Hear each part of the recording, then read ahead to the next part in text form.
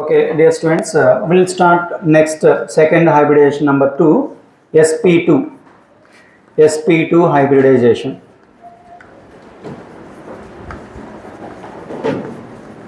sp2 hybridization. Morning క్లాస్లో definition రాసినట్టుంది కదా, దానికి డైరెక్ట్గా ఎగ్జాంపుల్ తీసుకోండి. Example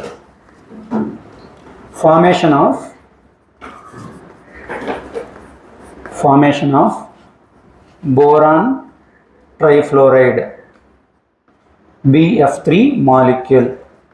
Formation of boron trifluoride molecule. ఇక్కడ మీరు బోరాన్ ట్రైఫ్లోరైడ్ తీసుకోవచ్చు, లేదంటే బోరాన్ ట్రైక్లోరైడ్ తీసుకోవచ్చు. బోరాన్ ట్రైక్లోరైడ్ తీసుకుందామా అంటే మీకు కొద్దిగా ఈజీగా అనిపిస్తుంది. ఎందుకంటే మనం మార్నింగ్ తీసుకున్న ఎగ్జాంపుల్ ఏంటి, ఎస్పీకి BeCl2 తీసుకున్నాం కాబట్టి ఇక్కడ కూడా BCl3నే తీసుకున్నాంలే, అంటే just to make you comfort. BCl3, but confuse అవ్వద్దు, అది beryllium chloride BeCl2, but sp2 హైబ్రిడైజేషన్కి BCl3 boron trichloride. Okay, come on. What is the first point in hybridization as we have discussed? The central atom. In BCl3 molecule, the central atom is B. What is the atomic number of boron? 5.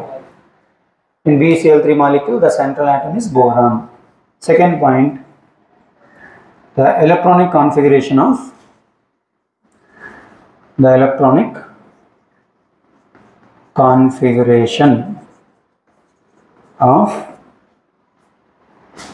boron is, come on, write down, 1s2, 2s2, 2p1. 1s2, 2s2, 2p1. We can write it as 2px1. Okay, 2px1. And what about 2py and 2pz? 2py and 2pz both are empty. 2pz, this is the ground state configuration. Just I am mentioning as GS. Ground state means normal configuration. In excited state, what happens? In excited state, directly I am writing 1s2. One electron from 2s jumps into 2py, then its electronic configuration becomes 2s1, 2px1 and 2py1. 2pz is 0. Actually we no need to write 2pz. Okay, this is excited state configuration. Okay, now tell me how many orbitals are there in the valence shell with single electron? 3. 1s orbital, 2p orbitals, so 1s 2p, so they undergo in sp2 hybridization. So come to the next point, third point. Boron undergoes sp2 hybridization.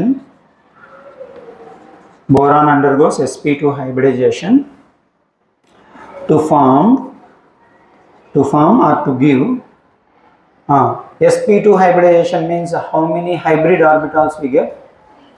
sp2, 1s 2p, how total? 3 hybrid orbitals. To form 3 hybrid orbitals.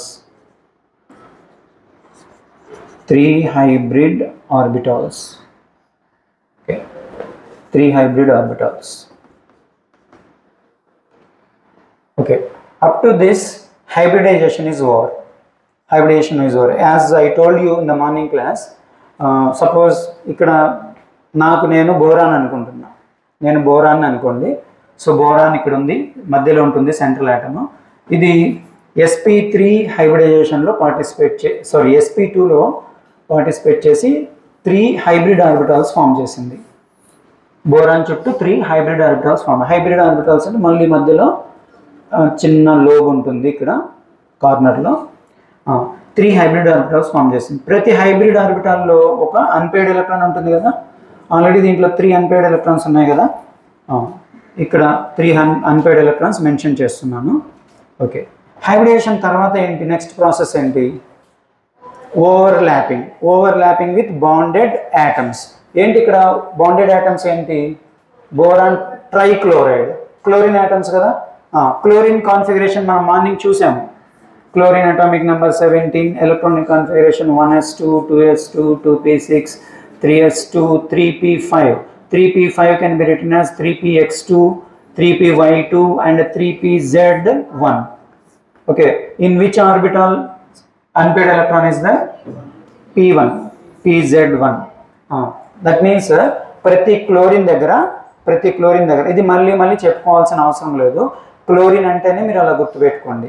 ఒకవేళ fluorine ఇచ్చున్నాడు అనుకోండి, fluorine దాంట్లో 2pz ఉంటుంది, 2pzలో 1 electron ఉంటుంది. సరే, 3pz. ఇప్పుడు ఒక chlorine atom బోరాన్కి సంబంధించిన ఒక హైబ్రిడ్ ఆర్బిటాల్తో ఓవర్లాప్ అవుతుంది.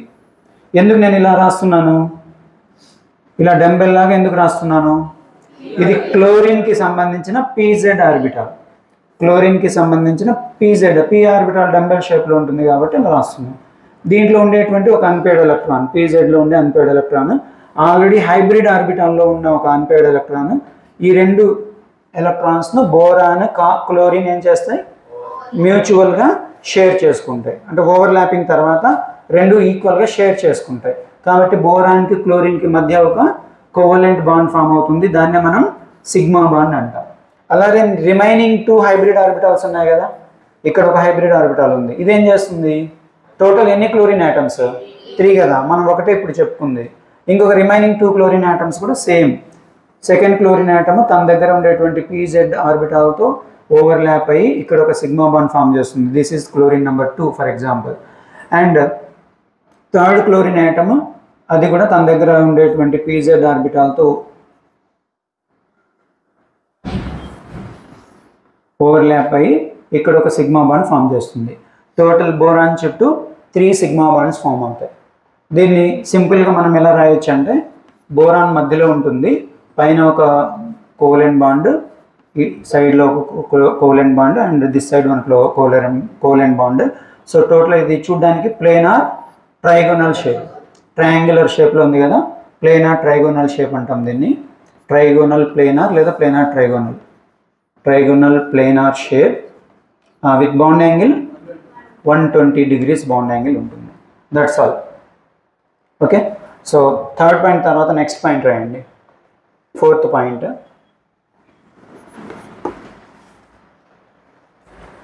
these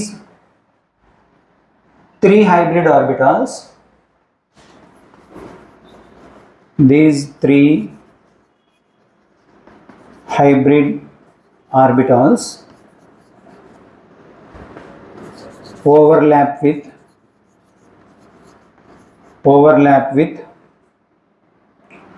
pz orbitals of how many chlorine atoms, 3 chlorine atoms, 3 Cl atoms. మనం దీని ప్రీవియస్ ఎగ్జాంపుల్లో sp హైబ్రిడైజేషన్లో ఈ పాయింట్ ఎలా రాసాము, దీస్ 2 హైబ్రిడ్ ఆర్బిటాల్స్ అని రాసాము. అక్కడ 2, ఇక్కడ 3. అండ్ pz ఆర్బిటాల్స్ ఆఫ్ అక్కడ 3 క్లోరిన్ యాటమ్స్ ఉంటే అక్కడ 2 క్లోరిన్ యాటమ్స్. మీరు చదువుకునేటప్పుడు కంపారిటివ్గా చదువుకోండి, ఈజీగా అర్థమవుతుంది మీకు. 3 chlorine atoms to form 3 sigma bonds, లేదా 3 covalent bonds, 3 sigma bonds to form 3 sigma bonds.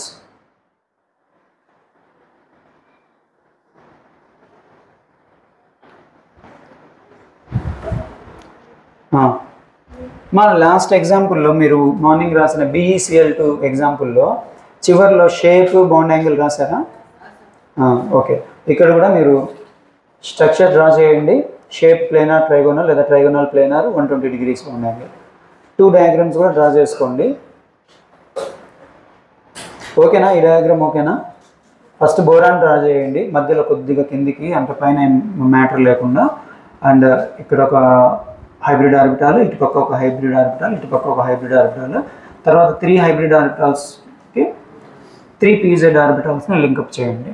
That's all. This